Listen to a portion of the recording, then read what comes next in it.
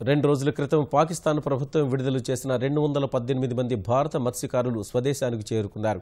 గుజరాత్లోని వివిధ ప్రాంతాలకు చెందిన వీరంతా ఇస్లామాబాద్లోని భారత రాయబార కార్యాలయం సాయంతో అత్తారి వాఘా సరిహద్దు మార్గం ద్వారా భారత భూభాగానికి చేరుకున్నారు. 12 రోజులుగా పాకిస్తాన్ విడుదల చేసిన మత్స్యకారుల సంఖ్య 438కి చేరింది. ఉరీ ఉగ్రదాడి తర్వాత భారత మత్స్యకారుల్ని జైలు నుంచి విడుదల చేయడం ఇది రెండోసారి. ఏడాది క్రితం అరేబియా సముద్రంలో చేపల వేటకు వెళ్లిన మత్స్యకారులు పాక్ ప్రాదేశిక జలాల్లోకి ప్రవేశించడంతో అక్రమంగా చేపలు పడుతున్నారని పాక్ తీర రక్షక దళాలు నిర్బంధించాయి. ఏడాది పాటు కరాచీలో జైలు జీవితం అనుభవించిన మత్స్యకారులు పాక్ ప్రధాని నవాజ్ షరీఫ్ పుట్టినరోజు సందర్భంగా భారత ప్రధాని మోదీ శుభాకాంక్షలు తెలిపినందుకు ప్రతిగా డిసెంబర్ 25న 220 మంది విముక్తులయ్యారు.